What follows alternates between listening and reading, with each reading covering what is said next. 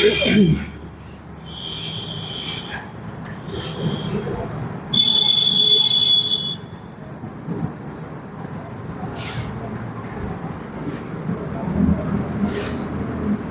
है लोकसभा महासचिव। समझिए, लोकसभा महासचिव भैया ना, ये लोकसभा का अस्थाई पदाधिकारी होता है। सबसे पहले तो ये क्या है, अस्थाई पदाधिकारी। लोकसभा महासचिव, इसको लिखते रहिए, लोकसभा का महासचिव क्या होगा, लोकसभा का अस्थाई पदाधिकारी होगा। ये अपनी उम्र के 60 वर्ष तक अपने पद पर क्या होगा, बना होगा। ठीक, इसका इलेक्शन नहीं होगा, इसका क्या नहीं होगा, इसका निर्वाचन नहीं होगा, इसका निर्वाचन नहीं होगा। यह संघ लोक सेवा आयोग का सदस्य होगा। यह संघ लोक सेवा आयोग का, संघ लोक सेवा आयोग का क्या होगा, सदस्य होगा। समझिए इस चीज को। उसका निर्वाचन नहीं होगा, मतलब उसको हम लोग नहीं चुन सकते या संसद के लोग नहीं चुन सकते हैं। वह हमेशा या तो डीएम होगा या कोनो और वरिष्ठ अधिकारी होगा। ठीक, संघ लोक सेवा आयोग का अधिकारी होगा। इसके बाद में यहां देखिए, इसका जो निर्वाचन है वो मतलब राष्ट्रपति ही इसको क्या करता है, नियुक्त करता है। ठीक, लिखिए, इसकी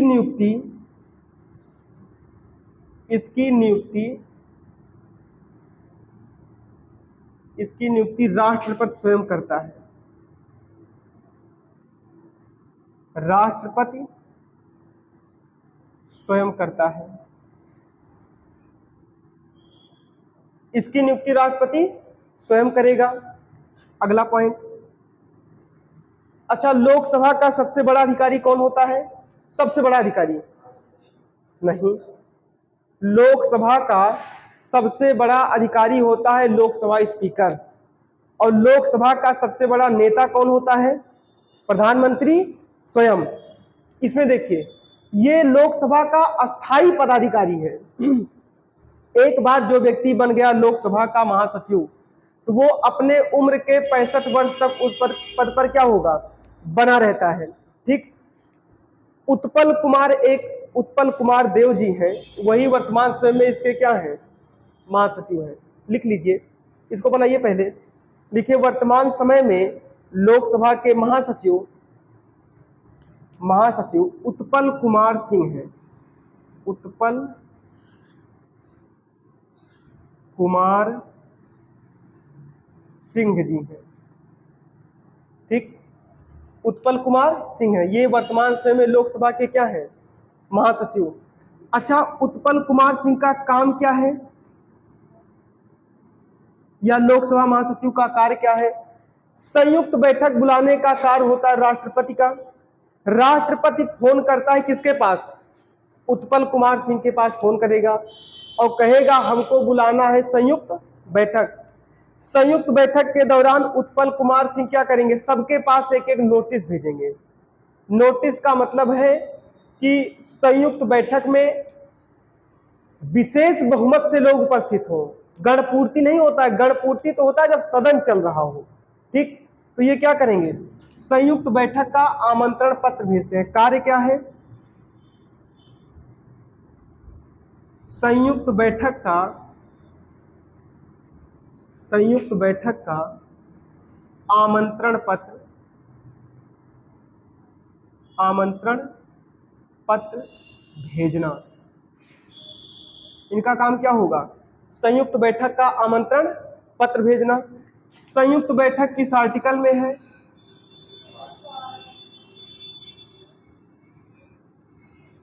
अनुच्छेद 108।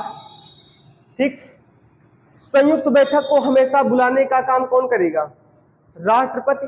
ये केवल नोटिस भेजते हैं, आमंत्रण पत्र भेजेंगे, न्योता भेजते हैं ये।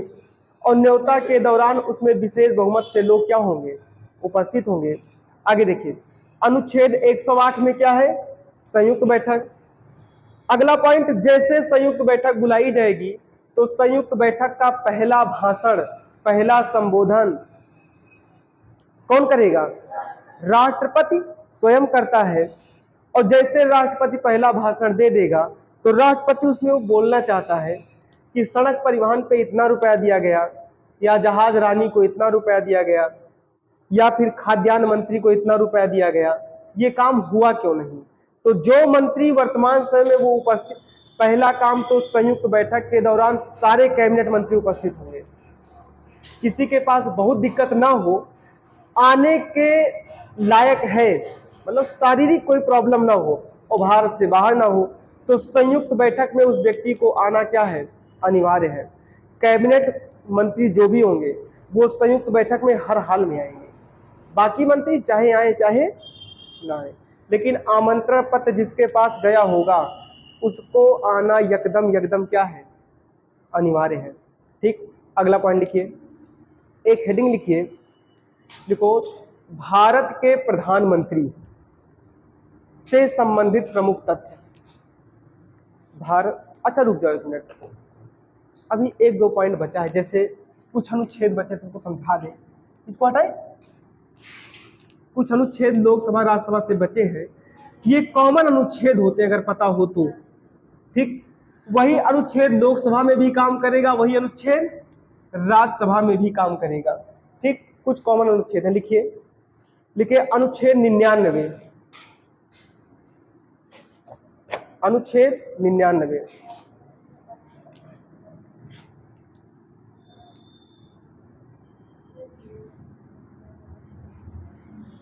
99 में क्या है, लोकसभा और राज्यसभा के सभी निर्वाचित और मनोनीत सदस्यों की शपथ।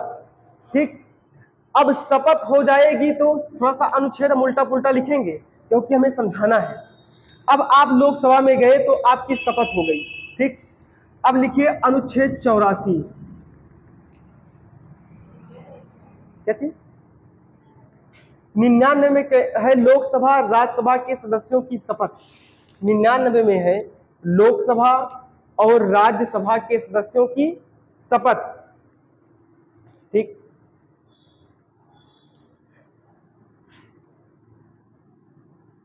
ठीक,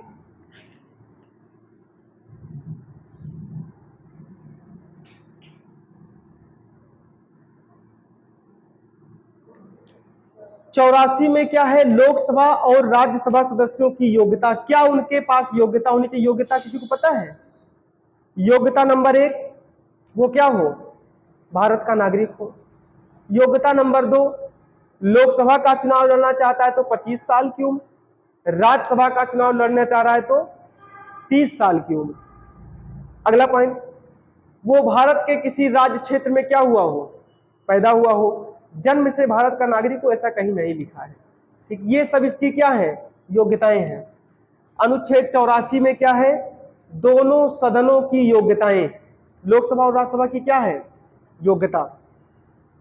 अनुच्छेद 83 में लिखिए, 83 में दोनों सदनों के सदस्यों का कार्यकाल, दोनों सदनों के सदस्यों का कार्यकाल। ठीक, दोनों सदनों के सदस्यों का कार्यकाल। 100 में क्या है, 100 को बोलते हैं कोरम। ठीक, कोरम का मतलब गणपूर्ति। गणपूर्ति में 1/10 सदस्य क्या होंगे, उपस्थित ही होने चाहिए। लोकसभा की बैठक डेली डेली बैठती नहीं है, जिस दिन बैठेगी उस दिन 1/10 सदस्य क्या हो, 100 सदस्य में 10 सदस्य उपस्थित हो। ठीक, अगला लिखिए, अनुच्छेद 100 में क्या है, गणपूर्ति। अनुच्छेद 106 में है दोनों सदनों के सदस्यों का वेतन। ठीक,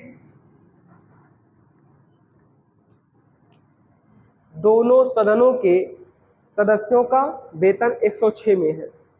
ठीक,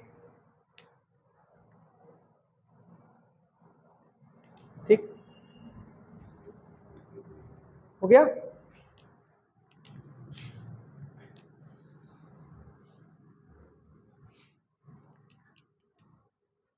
देखो इधर लिखिए, भारत के प्रधानमंत्रियों से संबंधित प्रमुख तथ्य।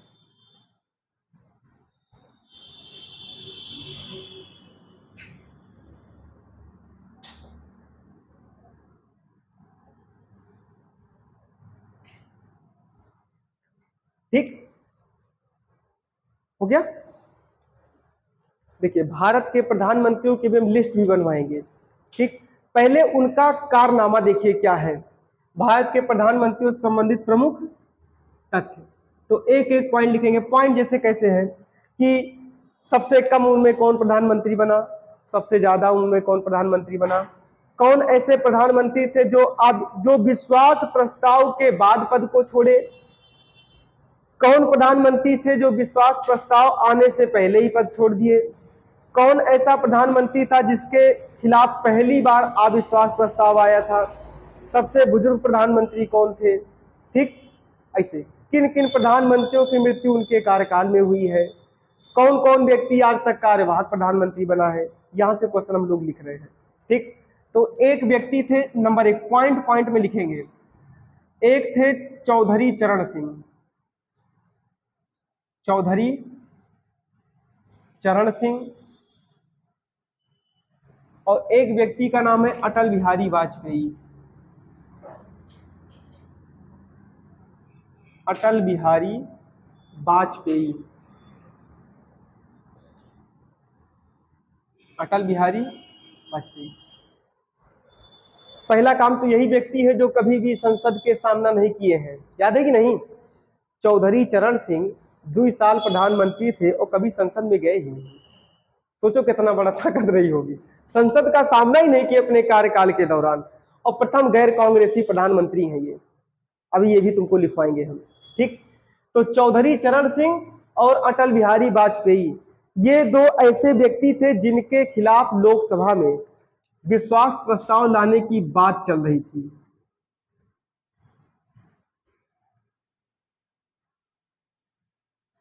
विश्वास प्रस्ताव का मतलब यह होता है कि सदन में आप अपना बहुमत सिद्ध कीजिए। अगर आप सदन में अपना, लोकसभा राज्यसभा दोनों में अपना बहुमत सिद्ध कीजिए, अगर आपको साधारण बहुमत मतलब 51% से कम लोग सपोर्ट करेंगे तो आपका प्रधानमंत्री का पद छिन जाएगा, सरकार तुरंत गिर जाएगी। तो इन दोनों के खिलाफ अविश्वास प्रस्ताव आने से पहले ही इन दोनों ने अपना पद क्या किया था, रिक्त कर दिया था। याद ना, 17 दिन का प्रधानमंत्री, दोबारा भी बने थे ये, लेकिन ये 17 दिन के बने थे भी, पहली बार 17 दिन, फिर पूरा कार्यकाल पूरा किया। लिखिए लिखिए, चौधरी चरण सिंह और अटल बिहारी वाजपेयी, चौधरी चरण सिंह और अटल बिहारी वाजपेयी, दो ऐसे प्रधानमंत्री थे, दो ऐसे प्रधानमंत्री थे दो ऐसे प्रधानमंत्री थे जिन्होंने जिन्होंने जिन्होंने सदन में विश्वास प्रस्ताव आने से पूर्व ही, जिन्होंने विश्वास प्रस्ताव आने से पूर्व ही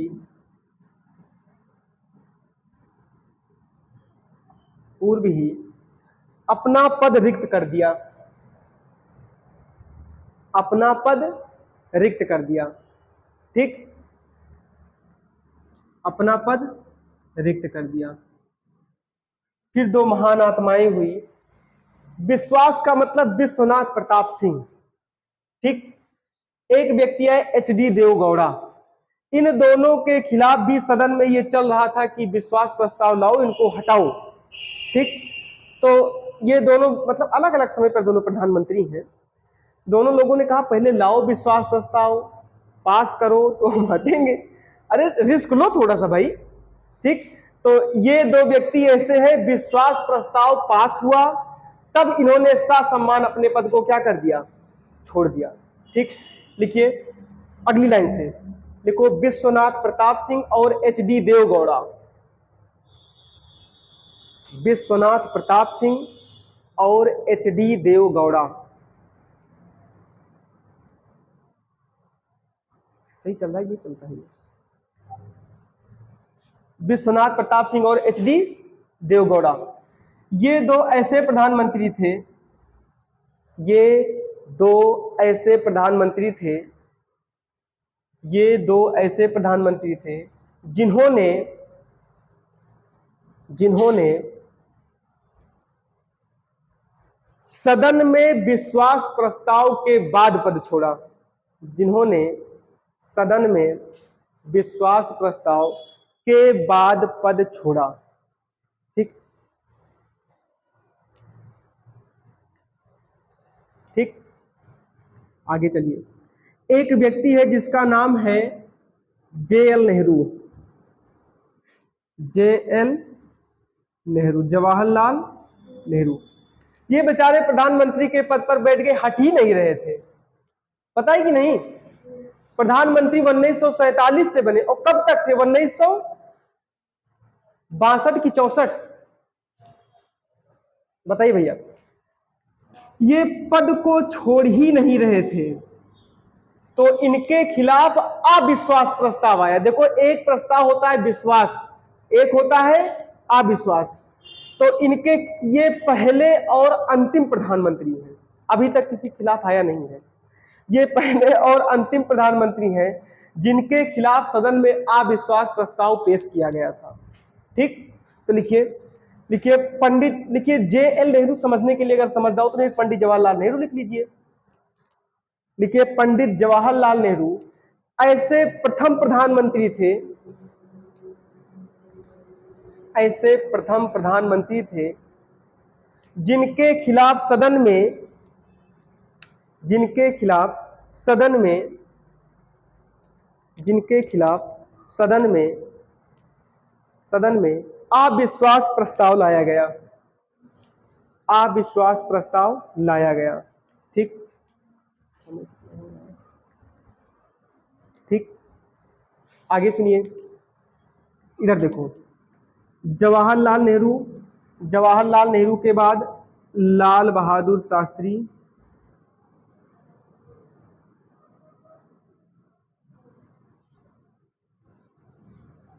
शास्त्री, इनके बाद आई इंदिरा गांधी, इंदिरा गांधी के बाद आए राजीव गांधी।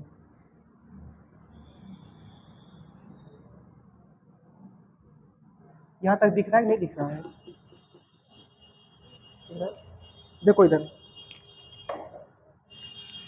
जवाहरलाल नेहरू की मृत्यु हुई उनके कार्यकाल के दौरान, पता ही नहीं। तो एक व्यक्ति प्रधानमंत्री बना, कार्यवाहक, जिसका नाम था क्या? गुलजारी लाल, गुलजारी लाल नंदा। ठीक, लाल बहादुर शास्त्री की मृत्यु हुई तो फिर से गुलजारी लाल नंदा को ही क्या बनाया गया? कार्यवाहक प्रधानमंत्री। गुलजारी लाल नंदा। ठीक, इंदिरा गांधी की मृत्यु उनके कार्यकाल के दौरान हुई तो राजीव गांधी, इनके छोटे मतलब बच्चे हैं इनके, तो राजीव गांधी को तुरंत क्या बनाया गया? कार्यवाहक प्रधानमंत्री। राजीव गांधी की मृत्यु लोकसभा चुनाव के दौरान हो गई थी। ठीक, समझिएगा। तो लोकसभा चुनाव के दौरान हुई तो कार्यवाहक बनाने की कोई आवश्यकता ही नहीं पड़ी, चुनाव के दौरान हुई तो अगला व्यक्ति बन जाएगा। ठीक, तो भारत के 3 प्रधानमंत्रियों की मृत्यु उनके कार्यकाल के दौरान हुई है, और आज तक भारत में 2 लोग कार्यवाहक प्रधानमंत्री बने हैं। 2 लोग कार्यवाहक प्रधानमंत्री कौन कौन बने हैं? गुलजारी लाल नंदा और राजीव गांधी।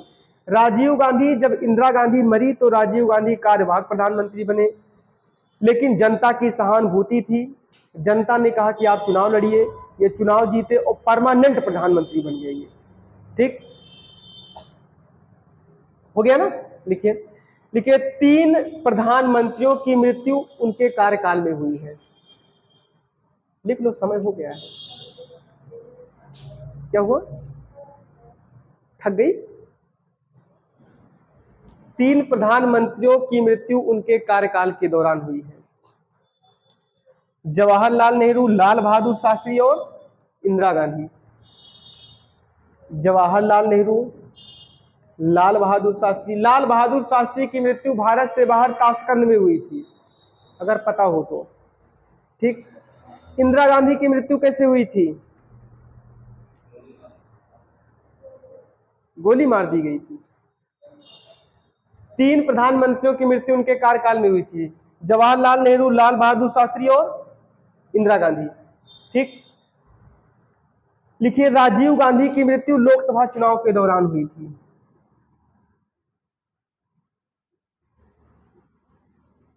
लोकसभा चुनाव के दौरान हुई थी।